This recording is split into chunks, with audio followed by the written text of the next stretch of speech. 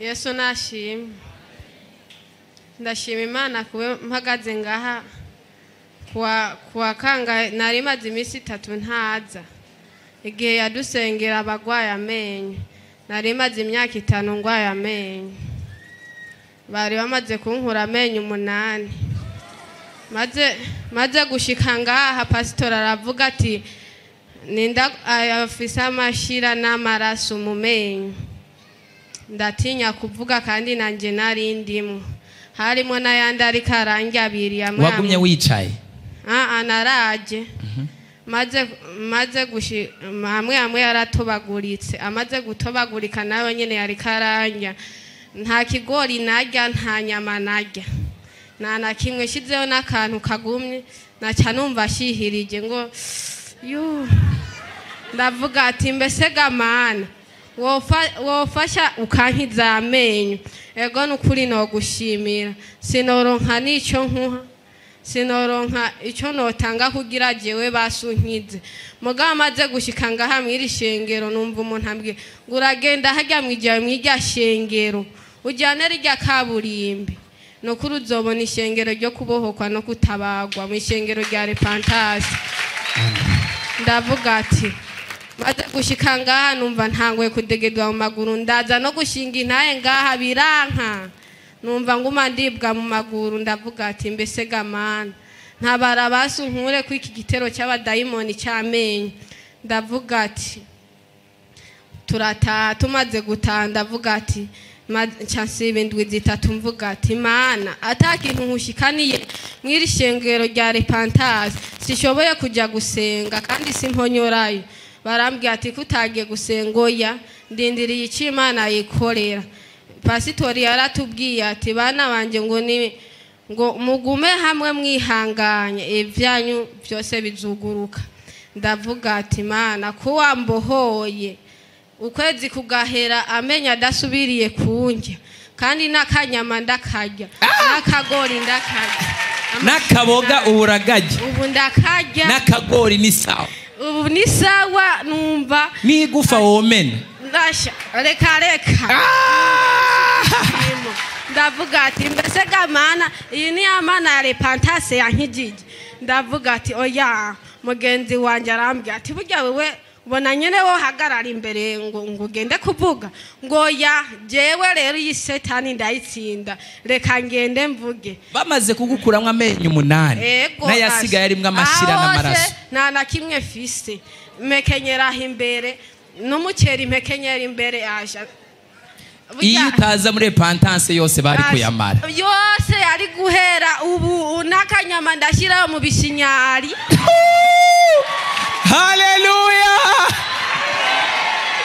Ubu nakanyama mu bishinyari ndashirayo. Numva ubu amenya ari dori na kimwe kinjya ariko pasitori wo makuto tuvuta ubukode. Numva ibyishimo byinshi warankoze kuvuga yo none gamana aravuze abagwa amenyo reka ngende ngira nanje urambohora reka ngende ndazura bikora. Ndavuga ati sintonda ngaha ntakuzaniye ikintu.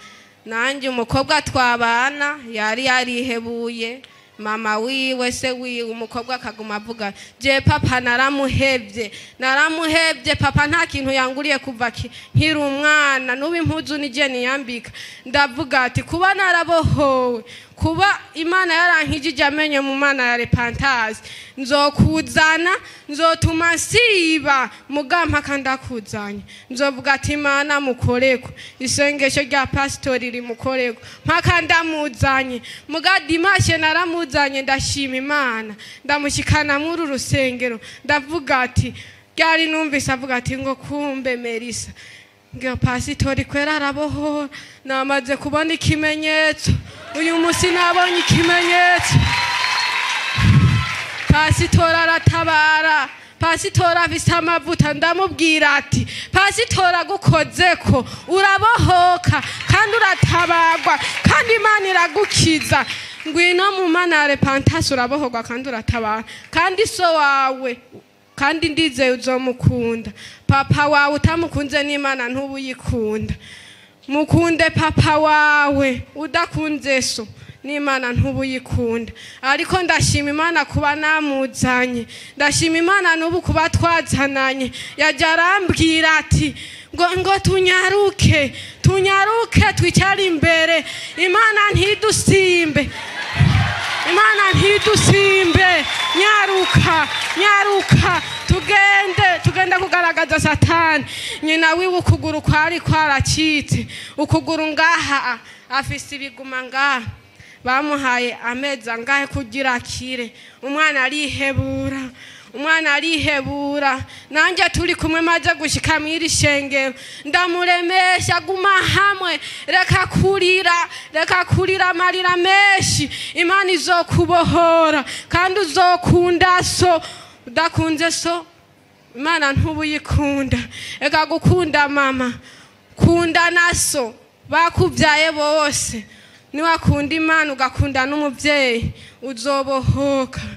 uzobohoka kandi hajya hose mama wagwaye arambwira ati mama yagiye mu mashengero menshi harabohoka hano muri repentance byananiranye niho bikirira hazi byananiranye abantu bafite ibintu byananiranye ahandi mubizane hano muri repentance twebwe dushaka ibintu byagize gute apana utuntu dusanzwe utwo tudusengera tukiri hariya mukaza twakemutse ibyananiranye n'ivy'Imana ya repentance ikora komera Imana amashi menshi cyane birivuga ngo ushaka kubaho ukaramba ubaha imyaka myinshi wubahe so na nyoko kandi reka ndakubarire nta muntu n'umwe ahitamo umuvyeyi ibindi bintu byose urabihitamo but you can choose ntabwo ushobora guhitamo umuvyeyi uvukirako umuvyeyi wawe naho yoba ari maraya naho yoba ari umurozi naho yoba ari umupfumu naho yoba ari umuntu mubi ameze gute ntahinduka kuba umuvyeyi wawe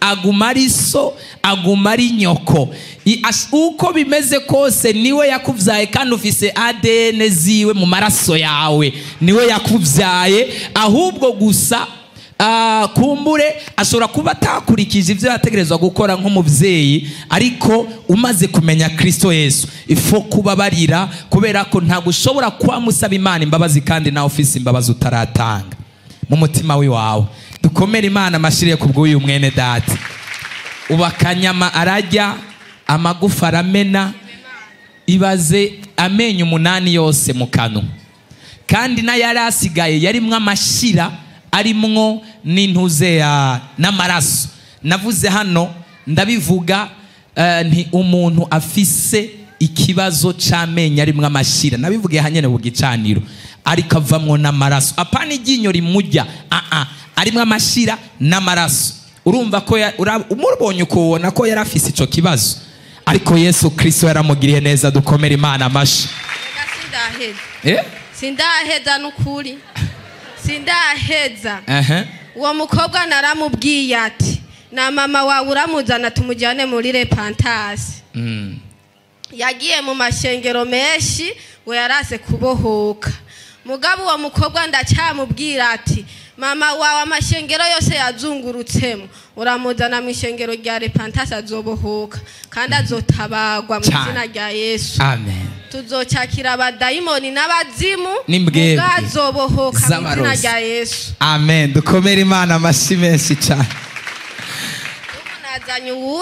nazanye uwundi ndavuga ati Imana ndamuzana aravuga ati nawe twaramubwiye ati mabujya yamubwiye ngo ntujya gusenga ngo jya nigira kwa gipora ndavuga ati kuntu pasitori afise ubushobozi n'imbaraga nawe nzokuzana mu ishengero rya repentance mpaka mwese mubohotse kandi munkurikiye mu ishengero sengeramo Imana irakora kweri mwumvirize ugushima